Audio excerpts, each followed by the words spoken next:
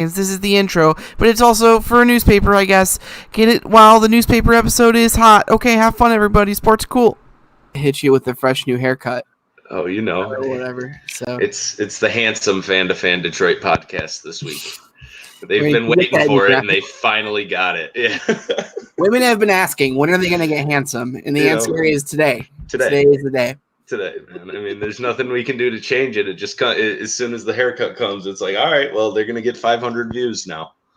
And that's become like every other soccer douche in the world, which is most of the big-time players. And dye your hair blonde. Only on the top. It decides how they are. But get that top to be blonde, grow it out a little bit, flip it, do your thing. I have a branding idea, and it's just called, you create a hair gel, and it's just called what the soccer players use. That's the name of the hair gel, and I think it would sell like crazy. I mean, whatever they use is the best hair product I've ever seen. So like what I was thinking about first, right, is from a 60-game season, what like groups of players or people will be the biggest winners and losers from the 60-game season as opposed to 162 games. And the first thing I thought about, the very first thing, was pitchers over 30 years old. Yeah. Just like somebody like Verlander, who's going to be, I believe, 37 this year. The ability to have a year where he still gets to play all the games he would have played originally, but he's only going to throw 70 innings, 80 innings before the playoffs. That's going to be huge for a guy who wants to pitch until he's the Tom Brady of baseball. He says he wants to pitch into his mid-40s. And for a guy who wants to do that, this season could make it very possible. Now, on the flip side of that, for him specifically, it also makes it very hard to get to 300 wins for his career, which was unlikely anyways. But, he pretty much would have had to go until he was 41, winning 15 to 18 games a year. But now at least he's probably his arm's going to be ready for the next 4 years. This is going to be a half year off, 100 less games than normal. So all pitchers over 30 are like my big winner for the 60-game season. Is Justin Verlander the Tom Brady or the Drew Brees of baseball? Because to me, he feels like the Drew Brees of baseball. Why? Explain because I don't think he's the greatest of all time, but I think that he's pretty freaking great. Well, at worst, he's the best of this generation, right? Now that Clayton Kershaw's starting to fall off a little bit, doesn't have the longevity Verlander has. Verlander competed for a decade straight here, and ever since he got to the Astros, they've been competing. So, like, at worst, he's the best of this generation. If he gets to 300 wins, he's probably going to be the last pitcher to ever get to 300 wins. He's got his title now. So I'd still go Brady. I can see where you say Breeze, but I think the only argument there is Verlander's not the greatest of all time, which in my opinion is up for debate because baseball is one of those sports where every 10 years you're hitting a new level of just quality of play and how good these guys are, just like most other sports. But with pitching specifically, the gap is huge. I mean, in the 60s, the fastest fastball in the world was 98.6 miles an hour by Bob Feller. Verlander hits 98.6 miles an hour in warmups. So I think that's still up for debate. Doesn't really matter. But pitchers over 30, and then my second winner is the bad teams, the teams that were under 500 last year, because all this does is give you hope. Through 50 games last year, the Nationals, who won the World Series, were 19-31. Right? They wouldn't have made the playoffs last year in a 60-game season. They won the World Series. So why can't the exact opposite thing of that happen, where a team that would, last year stayed that bad all the way through, they go 30 or 41 and let's say 35-25 to be fair. That probably at least gives you a chance to get into the playoffs. And I've been hearing the discussion a lot lately with Tigers fans that we have a shot. And it's exciting. And it is. And we're going to get to see some of these young guys, which we'll get to later. But we don't have a shot, guys. Come on. No. Look.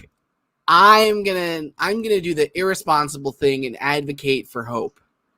I genuinely think that any baseball team could win this year. I think that's kind of beautiful about specifically the shortened season. The shortened season is that anybody could win. It's going to be radically different from any year of baseball, and who knows what's going to happen. It's must-watch TV for baseball. For sure. It's a sprint. For the first time in baseball history, it's a full sprint. But if you think about it, what do you think it takes to make it to the playoffs in a 60-game season? So they're not expanding the playoffs. They decided against that. So it's just going to be 6-6 or 5-5. How many wins does it take? 35 to 40 probably? Yeah. The Tigers barely won that many games last year with 162 game season. It's all mindset, man. Baseball's the 6 inches in between your temple, and if you can get into that locker room and go, look, nobody believes in us, right? We're just going to be some ridiculous team. You start out, you're 12-5.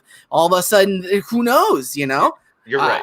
I'm all in on hope for Tigers fans this year. You know what I actually am thinking about is that when we were doing last week, when we did the which Detroit team could win a title first, I think there's an argument it could be Detroit just because this baseball season could be so fucking wonky. Yeah. Hey, man, wouldn't that be – that would be even better than 06. Like, 06 is the greatest season by any team I've ever watched as a sports fan. The team went from 71-91, 43 and 119 3 years previous, and they went to the World Series. Detroit, the city, will never forget that Tigers team. This would blow that out of the water. And it's going to either – whatever way you slice it, whether this team wins 11 games or they win 40 games, it's going to be exciting. You're going to see Casey Mize's Major League debut. You're going to see Matt Manning's Major League debut. You might see 20-year-old Riley Green's Major League debut. And I know this is going to come across as crazy.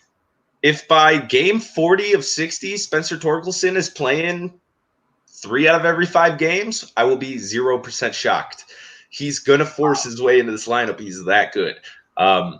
Now the 60-man roster or summer camp roster, whatever you want to call it, came out today, and Torkelson wasn't on there. Now by the time this airs, he might be on there. Tigers fans, we're just waiting for him to get his physical and to sign the contract, and then he's part of that roster. You will probably see him have at least a major league at bat this season. Worst case scenario, you'll see him a couple times.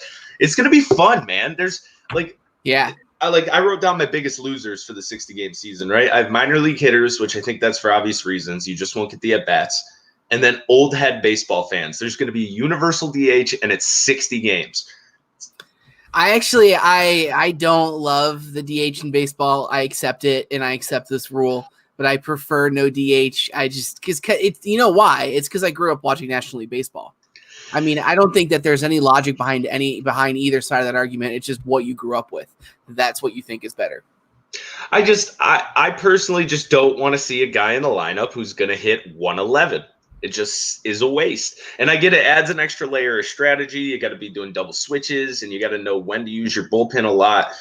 Your managers have to be better, period, in the National League. But that doesn't make the game better. You know, you still get a ton of strategy, bullpen-wise and otherwise, in the American League. They're going to try out this universal DH, and it's never going away. Never. I think that's likely. So just for everybody at home, so you guys can know if you haven't seen it yet, the for sure young guys to be excited about that are going to be on this Tigers roster. The pitchers, you're seeing Mize, Manning, Skubal, and Frankie Perez if he can stay healthy. Frankie Perez is the shock to me. Dude pitched 3 games last year, got hurt after every single one of them. He was hurt the year before. But before that, he was a huge prospect. The dude is electric when healthy. And you know how pitchers go. Sometimes their arm will just get healthy. Most of the time it won't. But sometimes it just magically finds its way. And especially if he can have this year where maybe you see him throw 20 innings and then he's throwing simulated games every 7 days. I'm excited about Frankie Perez. I think this is going to work out great for him this season. The one pitcher they're missing is the former first-round pick Alex Faedo, who's had some arm trouble, lost a little bit of velocity 2 years ago, slowly was gaining that velocity back last year to turn him back into kind of a top prospect for this organization. Not top 5, but closer to like 7 or 8. But he is not on this roster so far. There is 2 spots left. It could be him and Torkelson, but I am confused and interested as to why he's not on there yet, because I think getting his arm some innings is huge. And then the young hitters, everybody's going to be excited about this. For the diehards who have been watching this rebuild since the beginning, Derek Hill is on the 60-man roster. The first-round pick from a couple years ago burner in the outfield, the best defensive prospect we have in the system. The bat hasn't come along, as we all know. He's a low 200s hitter with little power, but he can steal bases. He can patrol center field in Comerica Park if they give him the chance. And all he'd really have to do with that is hit 240. If he can hit 240, he is a Major League Baseball player. He's that good at defense. But then you're also going to see first-round pick from last year, Riley Green, Daz Cameron, Mike Cameron's son, who another guy, if the bat can get going, an amazing, amazing outfielder. Isaac Paredes, one of our top hitting prospects behind Torque and Green. And Dylan Dingler, the second-round pick, the catcher out of Ohio State. He is on the 60-man roster. I don't know if we'll see him. I was surprised by that. You got to have a lot of catchers. So I think that's basically why he made it. You might see him once or twice towards the end of the year if we're, have 13 wins in 56 games or something. But I don't think you'll see him. I think he's there just so he can be in camp with the guys, get some experience, get some at-bats even in simulated games, and just kind of work his way into the system. He's still a few years away. So the Tigers are going to be the thing you want to be if you're not going to be good, and that's fun. Exactly. And I'm more excited for this baseball season, for the Tigers specifically, but really the whole league, than I have been in 5 years. Yeah. I mean, it's going to be unlike anything we've ever seen. And I get it. Everybody's like, I don't need 60 games. 60 games is stupid. Just enjoy it. Just take a second, take a breath, and enjoy it. It's going to be. People who are upset about baseball only being 60 games are probably the same people who aren't wearing masks in supermarkets. I'm guessing. Yes. People who just can't get outside of that bubble of I only accept 100% of what I want all the time. Right, exactly. And it's going to be fun, man. No matter how many games they win, you're going to see the young guys who we probably wouldn't have seen some of these guys for 2, 3, 4 years. And I'm sure we're going to see at least a little bit, at least a sneak peek of some of these guys. And if we're seeing them all, my guess is that the odds say one of these guys is going to come up and be Juan Soto. They're going to figure it out at 19, 20, 21 years old. Because if you have 10 guys who wouldn't necessarily be ready yet that you're trotting out there to try out, who are some of the top prospects in baseball, look at Riley Green, who, I've compared him to Cody Bellinger before. I've compared him to Christian Yelich before. Why couldn't we have one of those guys who says, I'm here now, and I'm staying here? Do you want to make a prediction about which one of those guys it might be? I'm taking Casey Mize. I'm going to go Tariq Skubal, another pitcher. I want to go Riley Green. I really do. But I just being 19, 20 years old, it holds me back from doing it. Just to straight up predict somebody is going to be Cody Bellinger or somebody's going to be Juan Soto is a really hard thing to do. But Tariq Skubal, I think, would have been a first or second round pick coming out instead of a 9th round pick if he was never hurt in college. His stuff was that nasty last year. He was creeping up on 2 strikeouts per inning, which is absurd, unheard of. It doesn't happen. Of course, that won't translate completely to the majors, but if he's throwing up 1.1, 1.2 Ks per inning, that's amazing. That's amazing. And he's got the stuff to do it. So I'm going to say I love your pick. Casey Mize will stick around. He's going to be here next year. But I think Tariq Skubal is also going to do that, which I think will surprise people a little bit more, that he's ready and he's ready now. Some guys just have it, man. They just have it. And throwing a no-hitter in your first game and then almost throwing a no-hitter in your second game at any professional level, I think implies the existence of it very heavily. Yes. Yes. And just be excited. Just enjoy what you're going to get. Don't worry about the wins and losses. Yeah. I know everybody, the pessimists right now are looking at Kumar Rocker for next year, who's going number 1. He is a phenom on the mound. He would possibly be a better prospect than Casey Mize is for us right now. So the pessimists are sitting there going, we need to tank again. We need to win 15 games, and that needs to be our guy next year. Well, the optimists are sitting here going, but what if we won 35? What if we started 18-11? What if we did these things and Casey Mize wins Rookie of the Year, Torkelson gets some at-bats, and we get to make the first round of the playoffs? And I'm okay with either. Both are great paths for this organization to take. It's not the NBA, guys. If you are knocked out in the first round, it doesn't mean you're not going anywhere. It doesn't mean you're in purgatory. It means you're on your way in baseball. That's the steps you have to take. And Do I think this team in a 162 game season would come close and would be on their way? No. But if they can prove they can do it for 60 games, that means you have something in place for the future. So either path they take is going to be fun. It's going to be fun to watch, and it's going to be awesome to see what these young guys can do. I'm excited. I'm so excited.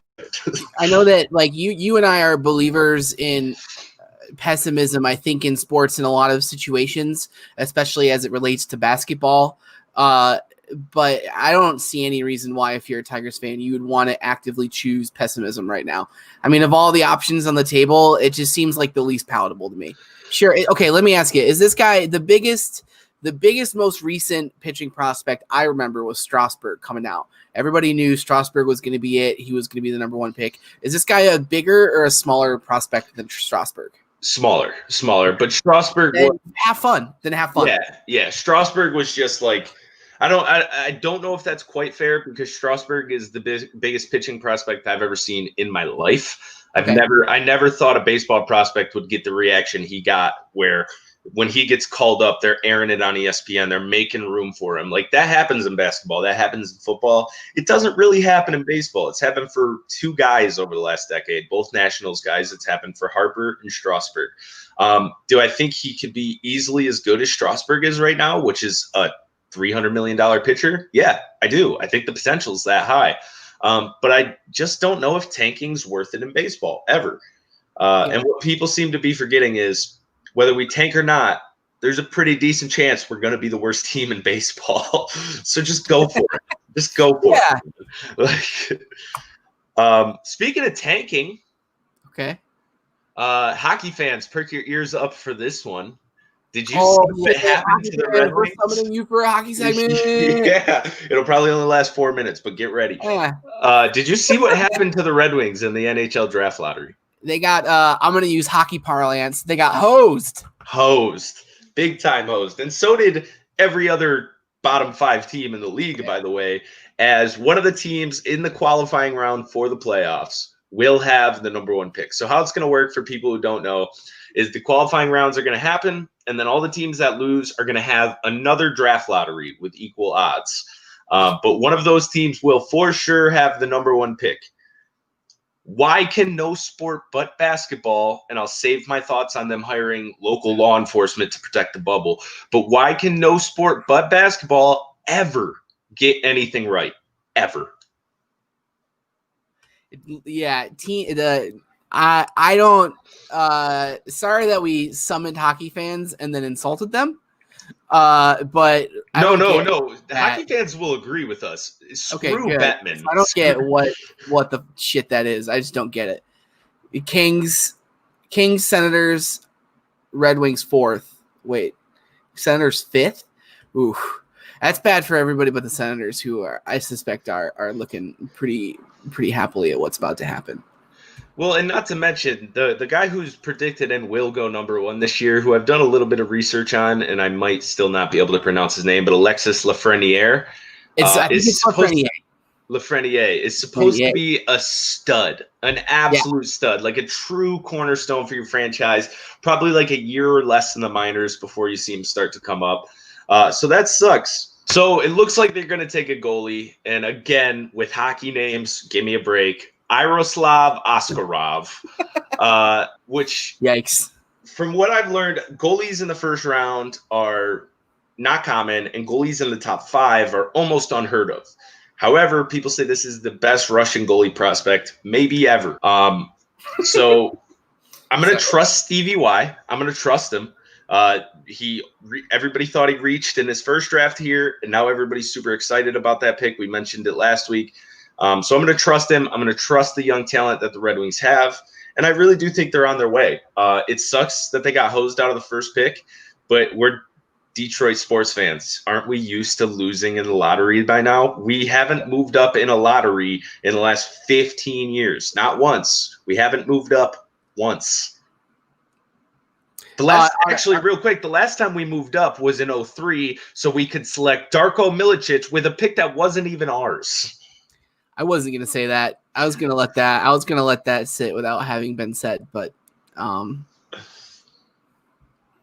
Is that good for hockey? Hockey. Let's move on to football. First of all, I want to say congratulations, Matthew and Kelly Stafford, on having their 4th child either today or yesterday. Popping them out. Yep. But I do want to say, be careful, Matt Stafford, or else in 3 years you are Phillip Rivers. And I'm not just talking statistics and play style. I'm talking children. You are Phillip Rivers in 4 years if you keep going at this rate. They're all under 4 years old, and they're 4. There's 4 of them. So take a chill pill, dude. Okay. There's already like a little too much Matt Stafford, Phillip Rivers comparisons happening anyway. It's really the perfect comparison, unfortunately. It's bad because Detroit's going to move to like Columbus, and he's going to still commute from Detroit to Columbus. Yeah, right. You mean Birmingham? Phillip Rivers. Yeah, right. I got something that might concern you a little bit. Daryl Bevel said the other day, TJ Hawkinson is still not 100% recovered from the ankle injury. How much does this worry you? Very much. I am extremely worried about it. I am so worried about it. I don't know if there's a single thing in Lions football right now that I'm more worried about.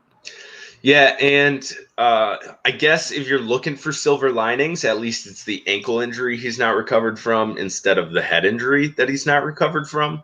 But ankles are just weak, man. Once they go, they're gone. They're gone. And I'm somebody with bad ankles. I will tell you that. I hurt my ankles when I was in 2nd grade, and they're still messed up. I have to spell the alphabet with my feet every day. Do little ankle workouts to keep my ankles strong. Every day I have to do that. I hurt them in 2nd grade. So it's extremely concerning. I would agree with you. I think it's my biggest concern as of right now as a Lions fan. Yeah, I'm more more concerned concerned with that. What? I think he's the X factor of the offense. Mm-hmm. He's definitely 1 or 2.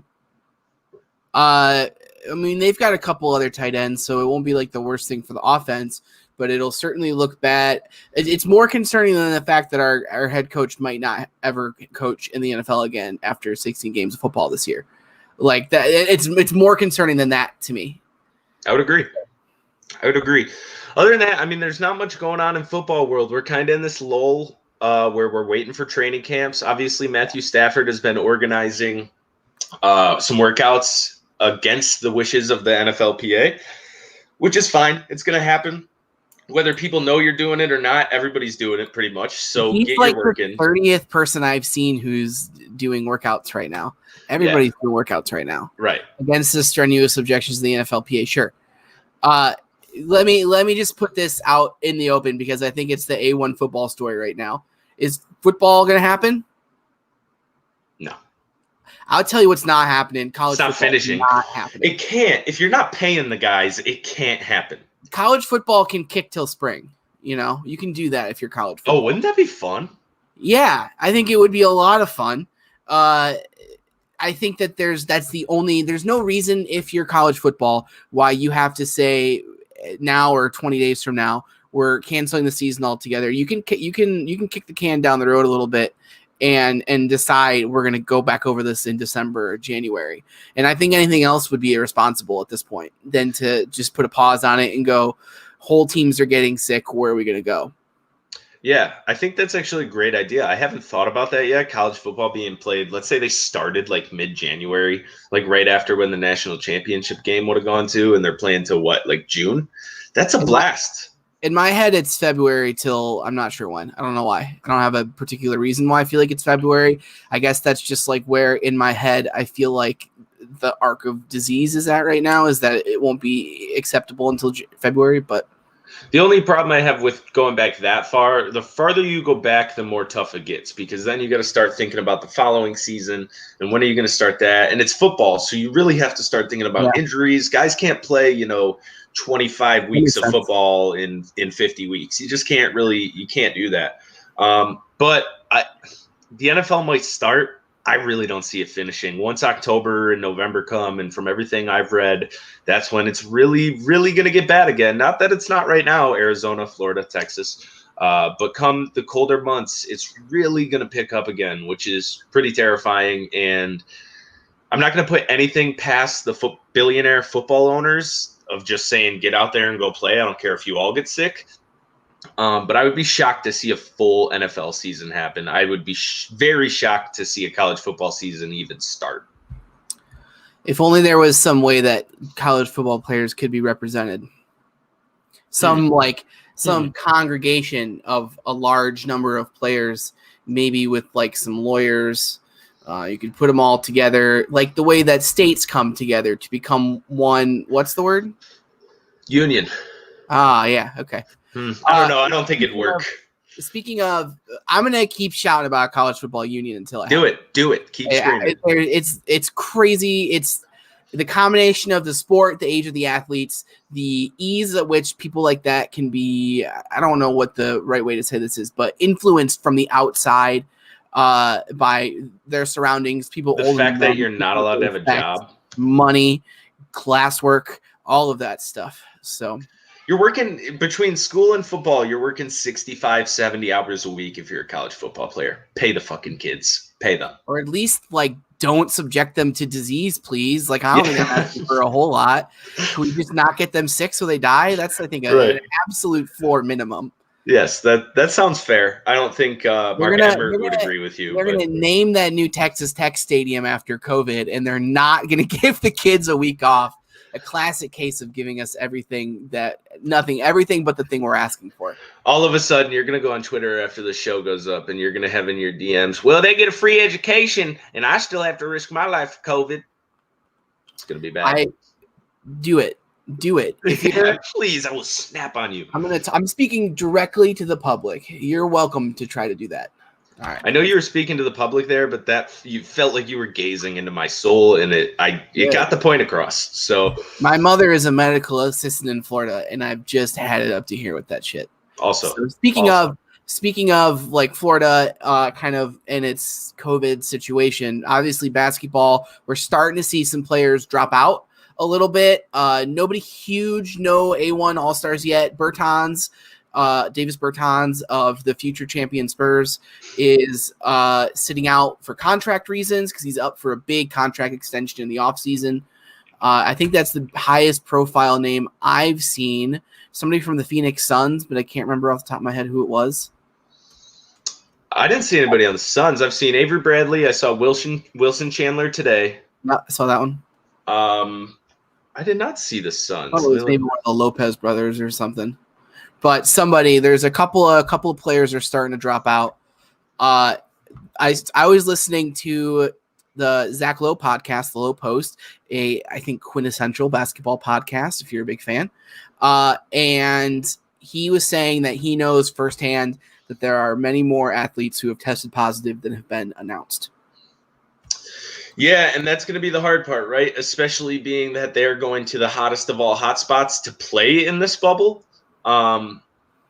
There's just going to be more fear and more people wanting to drop out, which I get. I mean, if I'm on the Washington Wizards or even the Pelicans and I'm in a contract year, why am I rushing my body back to get in shape to go play, possibly tear my ACL and cost myself $60 million? I mean, so the NBA can get a Zion versus LeBron first round series. And so we can see Clippers, Lakers. Like, from my perspective, hell yeah, I want to see all those things. But from somebody on a contract year, where is the pro? I see all the cons, but where are the pros for that person to play? Yeah, I think that it comes down to those guys like playing basketball, right? They want to do this because they like playing basketball. They live to compete. They want the paycheck, right? All those reasons. There is one name that's being floated around that's like a higher name player who's thinking about not playing, and that's Lou Williams, which would be a pretty significant blow to the Clippers. I don't think a death blow, but a team that isn't super deep to begin with. Going to see a lot of Reggie Jackson minutes if that's the case. Yeah, and I think that's why it's not do or die for them, is because you do have Reggie, and I would assume you have a pretty healthy Reggie. And whether, Detroit's pretty split on Reggie Jackson. You either love him or you hate him. There's no. I was not a fan. I don't think you were either. Towards the end, he slipped a little bit. The first couple years after he got here from OKC, I was a huge Reggie Jackson fan. I think we decided one time that Reggie Jackson is the 31st best point guard in the league. Yeah, that sounds about like right. The 32nd or 30. He's like right there where he's either the worst starter or best backup in the league. And when he's really healthy, he can be better than that. I mean, we saw the first couple years he was here, he was damn near an all-star. But he's not going to be that again. But if he could slide in at like the 15th, 16th, 17th best point guard in the league, or even a little bit lower coming off that Clippers bench, that'd be huge for them, with Lou Will or without Lou Will. So that's actually somebody I'm really excited to see. Now, the opening day schedule for the NBA came out. Did you see what 2 games we're getting on opening day? Tell me what 2 games you're thinking of. So the first game is going to be the Pelicans, who are 3.5 games back, have the easiest schedule out of all the teams because the NBA really wants to get them in the playoffs, against the Jazz, who are clinched. And then later that night, we will see a Western Conference Finals preview of Lakers v. Clippers. Actually, so I think that's a bad move by the NBA to do Lakers Clippers as each of those teams' first games. And I'm citing my experiences having watched soccer and golf a lot over the last couple of weeks, where the first game back is a train wreck, but the second game back is very smooth, usually in most cases. Well, do you think we're going to see minutes restrictions? Do you think we could see Kawhi sit out? I mean, dude, I don't want to be anywhere near Twitter if Kawhi sits out citing load management for the first game back. I mean, come on. No offense. I mean, would you be shocked? I wouldn't be shocked. I would be shocked. I would be shocked. He hasn't played in 4 months. How? It's against the Lakers. It's Kawhi Leonard. I mean, he hasn't been shy to sit out 3 games into a season. Why would he be shy to sit out a game into a season? I don't know, man. I think I would really I think that we're both pretty pro player guys as far as things go, but I think that we've kind of, with basketball, steadily approached to the point where it becomes too much, where eventually you kind of got to suit up and do your job a little bit. And the Anthony Davis thing, I think, was kind of a big step towards me thinking that. And this would be another thing where I look at it and go, dude, you just got to go back out there and play basketball. Unless you're hurt. But if you're not hurt and you just aren't playing because of, I don't know, you gotta go home, meet with your Reebok guys or whatever. I would really have a hard time with that if Kawhi started sitting 2-3 games out. I agree 100%. Like if he wants to sit games 7 and 8 of this little regular season before the playoffs, that's fine. I don't care. Yes. Game 1 back, like do your thing. What I do think we'll see is minutes restrictions. I don't think we see Kawhi, Paul George, Anthony Davis, or LeBron play over 30 minutes in that game because there's no need. Why would they do it? I don't know, man. I think LeBron tends to kind of defy that stuff. Yeah, but you're 3 months off. All this is preseason for these 2 teams. That's all it is. It's exhibition games. That's true. There's just no need to wear yourself out before the playoffs start, which is going to be an extremely tough, mentally exhausting, sitting in a hotel room in between games, not doing much type of playoffs for these guys. It's going to be a different way to go about it.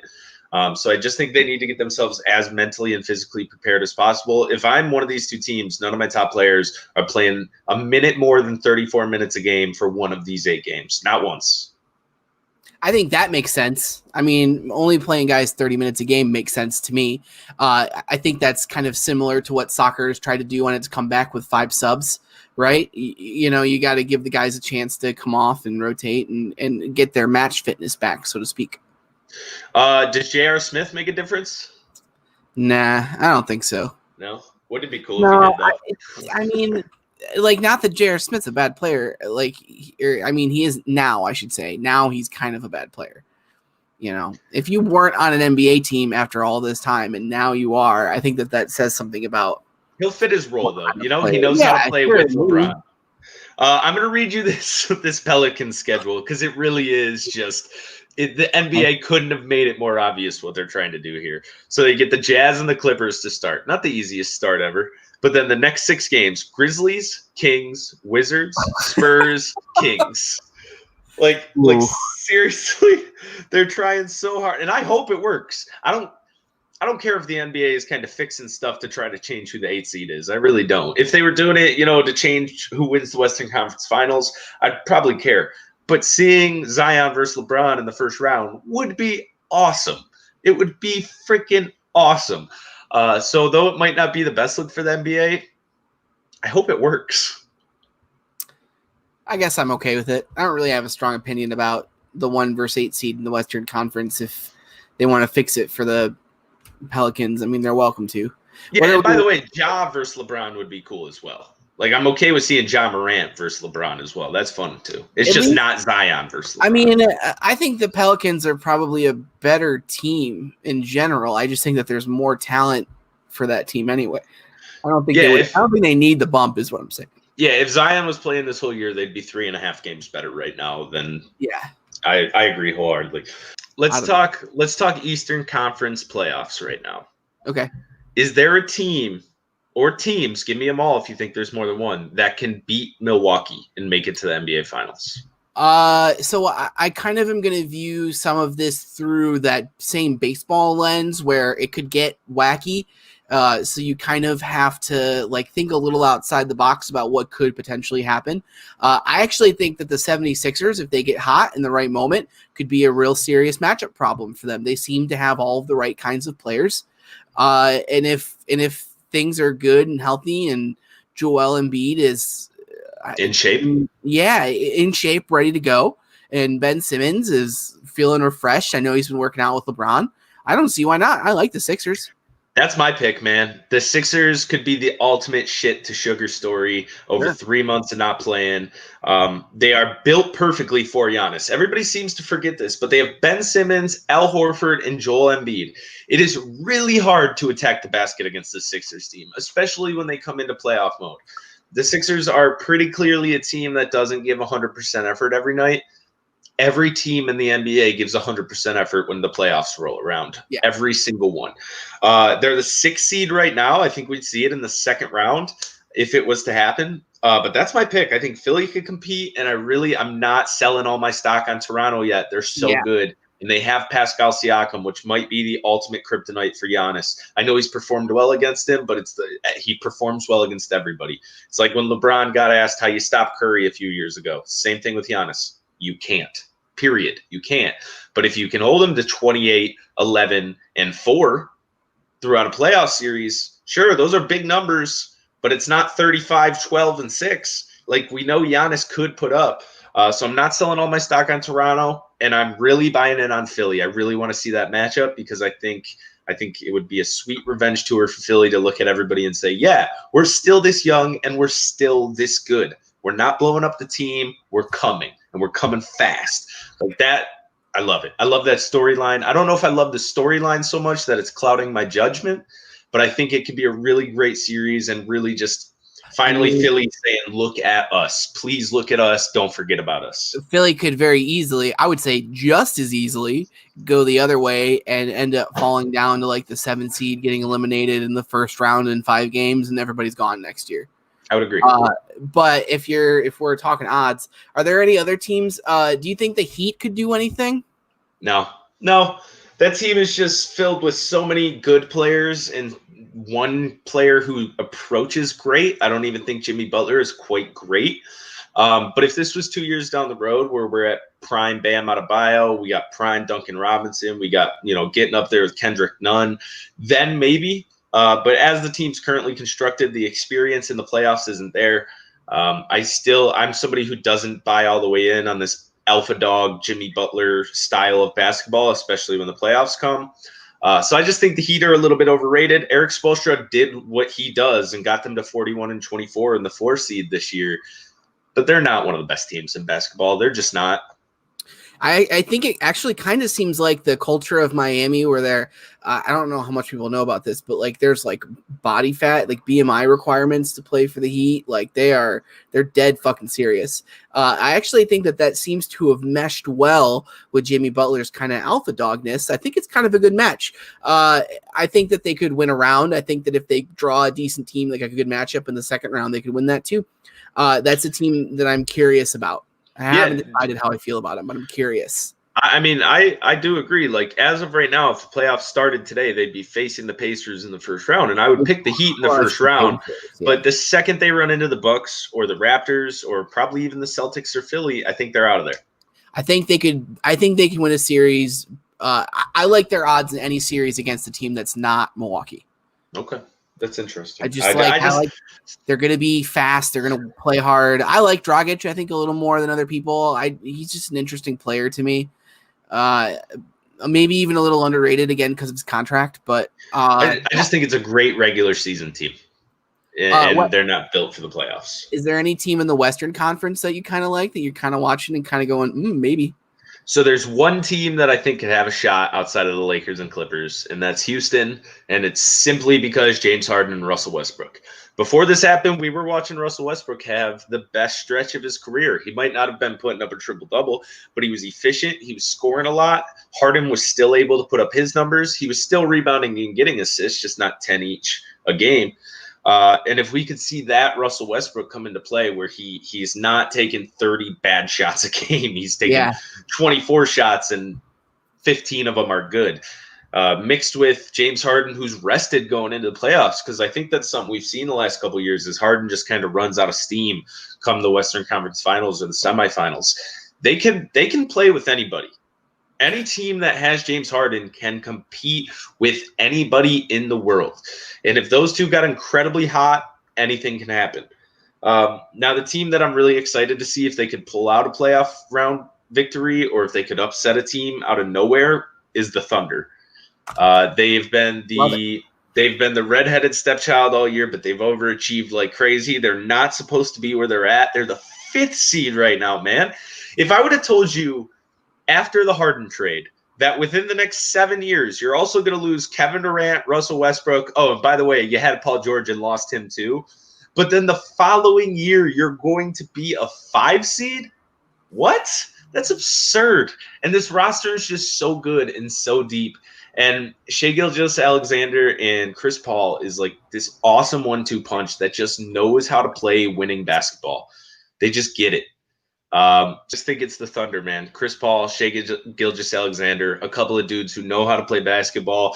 The crafty vet who, although he hasn't won a title or won a total playoff series in his career, I think we all know Chris Paul just knows how to win. And the teams he's been on, he shows up though. He shows up in these big playoff series. It's never been his fault. It's very 3-6 LeBron, right? Where he's putting up the numbers, he's there, but sometimes everything around him doesn't work, or he gets injured in Game 6 against the Warriors. Where Shai Gilgeous is kind of just like the young version of that guy right now, where I see a winner, I see a genius, a savant on the court. He knows where to get where he wants, and when he wants to get there, he does. And then you mix in, like the rough, tough Steven Adams and the finesse Danilo Gallinari, and you've just that OKC front office, and this is the 2nd week in a row on Fan2Fan Detroit. We've talked about the OKC front office, but they have just put together something really cool and fun and something that I think could go surprise a ton of people in the playoffs this year. So it's obviously Lakers, Clippers, Rockets, and then a pretty huge gap, Thunder, for me at least. So I'm going to go Lakers, Clippers, Houston, pretty decent-sized gap, Nuggets, and then the Thunder right below them. I like the Nuggets. I'm curious to see what Skinny Jokic is like. I think that it's another one where there's equal parts chance he could be good or bad as Skinny Jokic. I know, it's weird, right? Everybody's asking for him to lose this weight for 3 years, and now he finally does. And I think we're all like, uh-oh, what if he's not strong enough? I think that there might be some worry that his weight loss was coronavirus related and not workout related.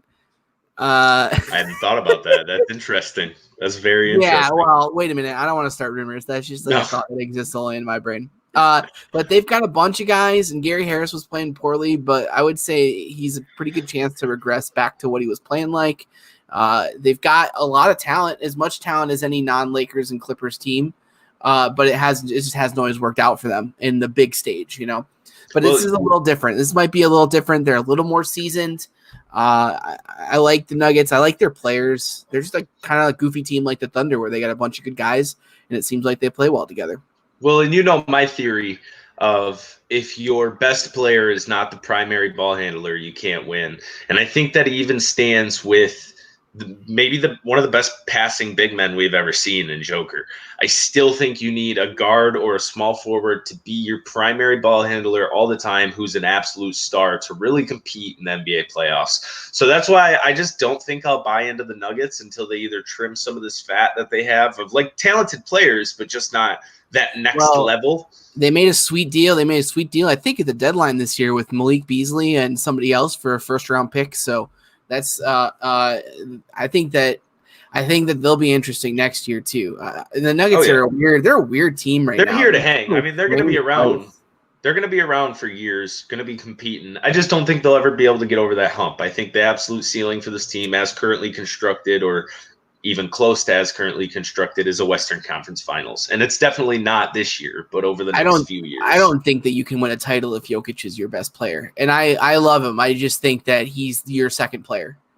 Jokic would be a lot of fun playing with LeBron. Oh, yeah. Anybody with that much skill playing with LeBron is a blast. Do you think the Mavericks will make any noise? Could Luka put up like 36 a game in the first round and win him a playoff series? I think the Mavericks are a year away. So do I. And I don't think that's bad because they're going to be sick nasty next year. As of right now, they're playing the Clippers in the first round. How many games does it go? 6 games. And that's awesome. I'm like almost a little out on the Clippers right now. And maybe once we start playing again, I'll change my mind. But sitting on the outside looking in at all of these teams right now, I just am kind of not loving what I'm seeing from the Clippers. But when basketball starts again, maybe I'll snap back into it. No, stop it. This is the first time I've ever heard you say anything negative about the Kawhi Leonard Clippers, and I want to hear it. No, wait a minute. The Clippers, yes. Kawhi Leonard, certainly not. I think that's no. The Kawhi Leonard Clippers. The first time I've heard you say something negative.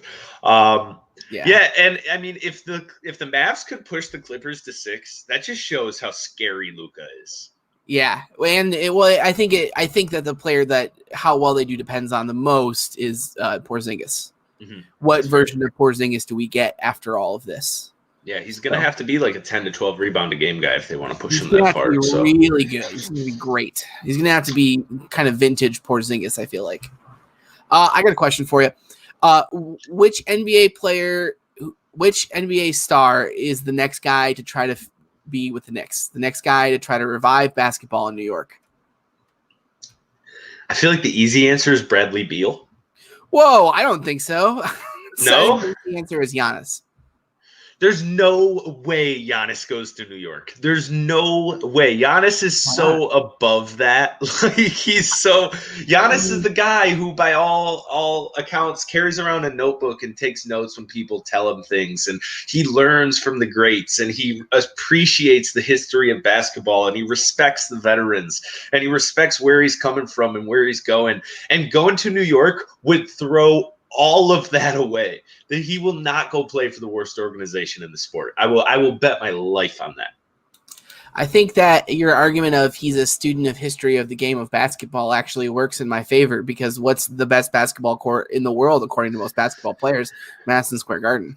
Sure, but they haven't been good in 30 years. Yeah.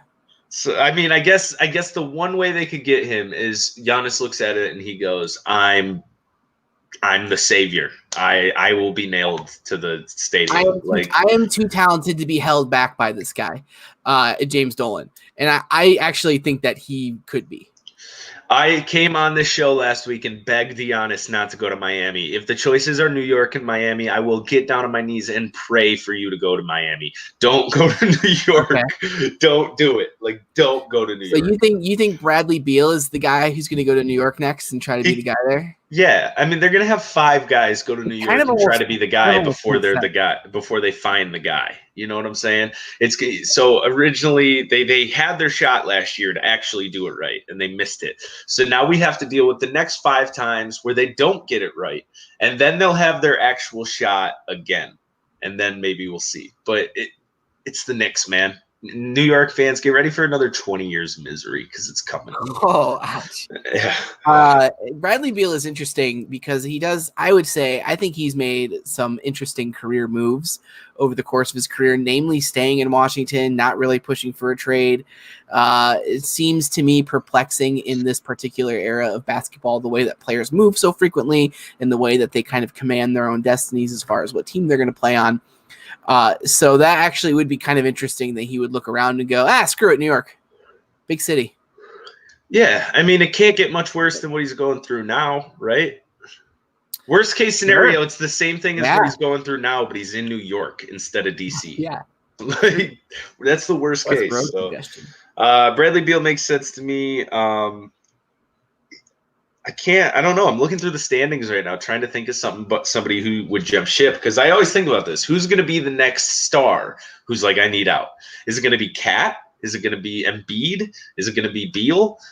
Cat would also make sense, I think, in this situation. Cat going to New York and maybe even teaming up with Beal, making probably not a very good team, but at least an interesting team. I think you might have accidentally wandered into the right answer, which could be Joel Embiid. Yeah. If he ever requests a trade, New York will be on the list. I mean this less as an insult than I think it's going to come across, but I just slightly mean it as an insult. His ego is big enough that he could look at New York and be like, yes, my kingdom. Joel Embiid treats the entire world as an Instagram boyfriend. It's always taking pictures of him. Always. He's just one of those guys. He needs the attention on him, and not even in a bad way. He's a fun-loving, enjoyable dude, it seems like. He's entertaining as hell, and he's damn good at basketball. Like, go do your thing. But New York for him seems like a pretty damn good spot to end up. Joel Embiid, Bradley Beal as the core of a team would be a lot of fun. I don't think they win anything, but they'd be fun as hell. Well, but they could get, if that's the two in New York, you're getting a third. A third is coming with you. So I could see it. You got any other basketball? Because I got some soccer I want to get to. Yeah. Oh, you have the soccer? Cool. I just have one soccer thing for you. Okay. The LeBron James partially owned Liverpool club is the newest, and for the first time since I believe 1990, champions of the English Premier League. Uh-huh. Are they the best team of this century? It's either them or there's like a 1 year of like 09 Barcelona or 2006 like Messi, Xavi, and there's like some peak Spanish teams I think that individually in individual years, but I think is like the potential for a dynasty. I think that Liverpool team is right there, and I think what's interesting is they kind of buried Manchester City a little bit, who were also I think on their way to becoming one of those dynasty teams, and they kind of got derailed by this wild ass Liverpool team. So let me ask you a follow-up question to that. LeBron James wins a title in soccer. What team does Michael Jordan buy into to get his title in soccer? Is it Arsenal? Oh, good luck. Sure, Michael Jordan. Go ahead. Buy Arsenal. You're never winning anything. Well, I mean, LeBron's like a 2% owner in Liverpool. I know. I don't want to it's actually exactly 2%. It would be Chelsea, I think, with the young talent they have. If you really want to find that next team, the guy we see in the background right here who buried Man City the other day. My own personal god. Yes. I mean, before I go to bed, I talk to him. He might not hear me, but I talk to him. Just out of frame over here is my effigy to Christian Pulisic. I'm gonna get you. When's your birthday? September. I'm getting you a Christian Pulisic cardboard cutout for your bedroom. Oh. But it's not sitting on the ground. I'm going to tape it to the ceiling. So when you go to bed, you'll just be looking up at Christian Pulisic. And he'll be looking, more importantly, he'll be looking back at me. So as we went off air the other day. Hang on. Sorry. Do that again. Sorry. All right. So almost immediately as we went off air for this week's show, the news broke that Cam Newton is signing with the New England Patriots. I think we all kind of had it in the back of our minds that it was going to happen at some point. But when it happened, it still felt big. It still was – the word I want to use is terrifying. Terrifying in what way? What do you mean terrifying? Giving Cam Newton – Bill Belichick and Bill Belichick, Cam Newton. I mean, Cam Newton might not be what he was in his MVP season, but you match that guy with Bill Belichick, and they're going to figure something out. He's better than Brady was last year. Tom Brady wasn't good at all last year. There's a really good Bill Barnwell piece I read today about how they feel like he feels like Cam Newton replaces Gronkowski more than he replaces Tom Brady, and not they're going to make Cam Newton a tight end, but just from his ability to create mismatches all over the field in different ways. Something that the Patriots haven't really had since Gronkowski left. Yeah, that's interesting. I hadn't thought about that, but that makes a lot of sense. Yeah, it's just they might still run into the same problem as last year, right? And that's that the weapons just aren't really there. You have an okay offense, but it's nothing special. We've seen Cam Newton be injured over the last number of years. So it might not be some 12-win team next year, but they're going to be better than they would have been with Jarrett Stidham. I think they'll win 10 games almost for sure. I mean, if he's healthy. They won 10 games with Brian Hoyer, so I'm going to assume they can win 10 games with Cam Newton. But you know what else they did that I thought was a little interesting? And I almost feel like this deal has been in place for a little bit of time, but they killed two birds with one stone. They got a former MVP level quarterback, and they did it on the day that the Spygate 2.0 repercussions came down. So, okay. So we should say there was two pieces of news that came out. One immediately followed by the other within about, I would say, within 10 minutes of each other. Both pieces of news broke. The second piece of news is what happens to the Patriots for their role in recording practices of other teams. And they lost a third-round pick.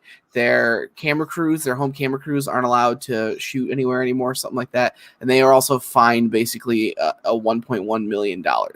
And I think that the Patriots weren't supposed to say anything about Cam Newton because there hasn't been any football news in 2 weeks. It has been tumbleweeds from the NFL. And the Patriots, I think, went out and were like, we're just going to tell people we have Cam Newton because we're sick of dodging questions about it. And so the NFL responded by leaking their news to kind of dampen down the success of the Patriots, I guess, from a media perspective. The Patriots wanted the news cycle and the NFL didn't want them to have it. Yeah, but they got it. They did what they do. They outsmarted the NFL again, and they figured their way out of it. And I haven't heard about the repercussions from what they did other than me and you talking. I've seen it nowhere. They did it. They accomplished what they were going for, and that was to sweep it under the rug. They did. I mean, it's a guilty verdict. Like the NFL returned a guilty verdict that they did something. They were punished. Now, one of the crazy things about the Cam Newton contract is if he leaves after this season, the Patriots get back a third-round compensatory pick. Wow. I didn't even know that. That's the best organization in football doing what they do. Ridiculous. Now he signed for 1 year, $7.5 million, and a lot of that is performance bonuses. Do you think that this was a Patriots discount, or do you think any team in the league could have had him for this number? I think that it's neither. I think that Cam Newton probably got the kind of contract he wanted, where the maximum number is higher than any other deal that he was getting from any other team. But the minimum number is the league minimum. It's like, I don't even know what that number is, like 300,000 or something like that, 200,000. It's an incentive-based contract that I think peaks at a higher number than he was getting on a regular contract anywhere else. I just have a hard time believing that nobody would pay Cam Newton for a year, $10 million.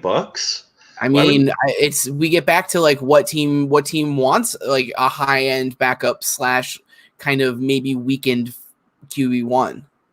I don't think there just aren't teams. It's a market deficiency thing. There just aren't teams that need him right now in the same way because teams are, whether right or wrong, I should say, right or wrong, teams are dealt into their quarterback situation. Yep. They're locked into it at this point. So I'm just kind of stuck on how good I think they can be. I think 10 wins sounds about right. Yeah. But when I'm looking at this roster right now and I'm looking at that offense, and I mean, I'd pick them to win 6 games with Jarrett Stidham, but I also think that's kind of the floor for even if Cam Newton's healthy. Sure. How much would it shock you if they were a 500 football team? Bill Belichick can't get them above 500 with Cam Newton. He plays 14 games. So if Cam Newton played 14 games and the Patriots went 8-8, I'd be pretty shocked at that. Part of that is because I think Jarrett Stidham is probably a little underrated, if only because nobody knows what he can do. I don't think. You think NFL teams have a lot of Jarrett Stidham tape that they can break down? No, not since Auburn or wherever he went. I think Auburn. Yeah, it was. The ultimate loser of this signing is the entire AFC East. The entire AFC East, man. They finally saw a couple rays of sunshine coming in. This is going to be our division. The Bills, up and coming young quarterback. And all of a sudden, I'm not saying they're out of it. I'm not saying the Bills can't win the AFC East next year. but it just got a lot harder to do. And if it works out, he's probably going to stay for X amount of years, and it could be harder to do for the next 4 to 5 years. The Patriots could just keep this thing rolling, be almost as dominant as ever, and just keep going, man. I wouldn't be shocked at all. It's almost expected at this point, right? Have we seen Belichick fail in he's been the head coach of the Patriots? I mean, no. I don't think so. I mean, I guess it depends on what you consider failing. I mean, he hasn't won a championship every year, but he's, yeah. Right, he didn't win a championship last year, so that's right. Right. So I don't know. I think it's just the Patriots doing what the Patriots do, man. I'd be really surprised if Cam Newton was there after the season. I think that there'll just be an opening for him somewhere, whether it's the Redskins, whether it's the Broncos, whether it's the Chargers. Some team is going to need him at some point here. Maybe it's the Colts, right? Phillip Rivers is on a 1-year deal.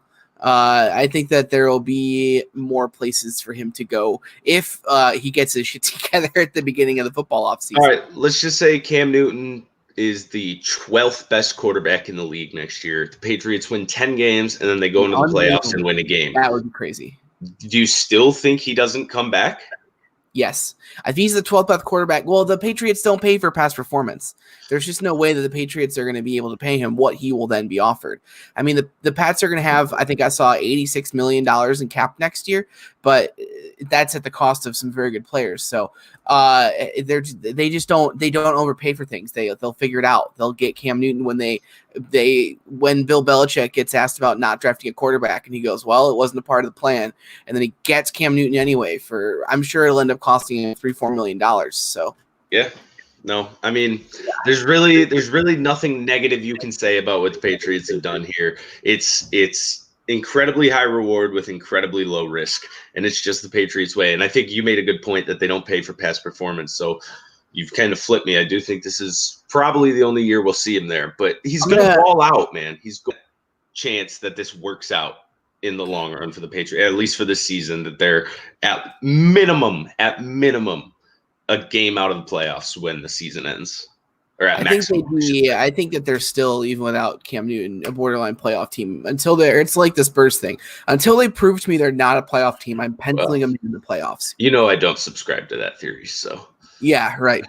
Well, it only took me 4 tries to get the Spurs thing right, man. Just 4 years in a row. They can still make the playoffs, man. They can still make the playoffs this year. I would lose my mind. I would be so unhappy because I just said what I said, and I felt how I felt all year where I finally got that right. Well, while we're here, you want to talk about the other basketball news that broke today? Yeah, since we're here, we've got some time since it's happening. We're already logged in. The pretty consensus number 1 pick in the 2023 class and consensus best prospect since LeBron James, Imani Bates, has committed to Michigan State.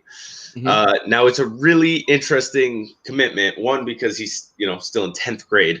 2, because that is interesting. there's a pretty good shot that the NBA changes the rule before his draft, or before the year he graduates high school, that high school players will be allowed to go straight to the NBA, whether it's being changed for him, Bronny James, whoever they're doing it for. There's a pretty good chance that it's before he graduates high school in the next year or 2. If that happens, there is no way he goes to Michigan State. Right. But if it doesn't happen, Michigan State, all of a sudden, that team in 2023, with how Tom Izzo will recruit around the fact that he has Imani Bates, will, and I'm predicting 3 years in the future with recruiting here, but will be one of the scariest teams we've ever seen in college basketball. You're literally getting a Kevin Durant clone. I've never seen anybody closer to any player than Imani Bates is to Kevin Durant. It's like watching the same dude 10 years younger, 15 years younger. Jesus, he's a sophomore in high school. But it's astounding how good this guy is. I've never seen a high school highlight tape with so much finesse and skill. It's not LeBron, right? It's not what LeBron was in high school. He's not running and gunning down the court, and he's not the best passer in the country, and he's not just dunking over everybody. But this dude's dribble moves and the ability to get to his spot, it's like a combination of Kobe and Kevin Durant. And I don't think I'm being dramatic here. I think he's that good. I think that choosing Michigan State is interesting. I think because one and done guys aren't historically big Izzo guys. You know, MSU's not really. I mean, they've had some, right? They had Gary Harris. They've had a few, but MSU isn't typically the destination for those guys. And at 10th grade, I mean, you got to kind of wonder. I think it raises more questions than it answers, honestly, in a lot of ways. Is how I feel about it. Well, yeah, and it is just why MSU, not Michigan. He's been being recruited by Tom Izzo since he was in 7th grade, and Juwan Howard just got there. Yeah, maybe. And I know Beeline hadn't been recruiting him since 7th grade because Beeline doesn't go after guys that way, or even guys with that high of a ranking. I think it's kind of crazy. I mean, I know Amani Bates, even if he is a generational talent, is like a 10th grade commitment is pretty wild to me. But if you ain't cheating, you ain't trying, right? Yeah, and again, it's only verbal. He could change it whenever he wants to. And then even if the rule doesn't change, I would not be shocked to see this dude go get $10 million over in China, because that's what they pay him. They pay him record numbers in China or Spain or Australia. He would get the money he wants. So it's going to be an interesting thing to see. I really hope that we see some form of basketball from him this year. I hope he doesn't have to take an entire year off, because that could really stunt the growth of one of the all-time great prospects we've ever seen. I mean, since he was in 7th, 8th grade, people have known this guy's name, the Ypsilanti product. Even though I'm, diehard Go Blue fan, I wouldn't mind seeing him in a Spartans jersey. I do think that would be cool. Him staying home, playing in state, and then going off to have hopefully one of the best careers we've ever seen in the NBA. I feel like I've been negative about the decision, so I want to say real quick that it's a really interesting forward-thinking move by him to pick Michigan State. A serious, Tom Izzo is a serious basketball coach. He's a legacy basketball coach. He's a system. I just think it's a smart move. They not go to Duke or North Carolina or Kentucky or whatever. So yeah, and I do think that Izzo is kind of hoping. I had a buddy mention this to me today. I thought it was interesting. I think Izzo is kind of hoping that this can be his last big recruit, right? He gets Imani Bates. They go win a national championship together. And then he walks into the sunset. He's gone. He's done everything you can do as a coach. He's made 9 Final Fours. He would have 2 championships if they could win one together. It sounds like the perfect storybook ending to a storybook career. So I kind of hope he goes there, but really I want to see 18-year-old Imani Bates scoring 21 points a game in the NBA and winning Rookie of the Year. You have a tight score. It's a more exciting circumstance for the player. Being from Michigan originally, I'm a big Detroit Pistons fan. Making this game in Chicago during the height of the Michael Jordan era, there was a big rivalry, the Pistons and the Bulls. But the one way that I could get back at the Bulls once they got over the hump was to affect their skills against the Pistons in NBA Jam. And so I put in special code that if the Bulls were taking last-second shots against the Pistons, they would miss those shots. And so if you're ever playing the game, make sure you pick the Pistons over the Bulls.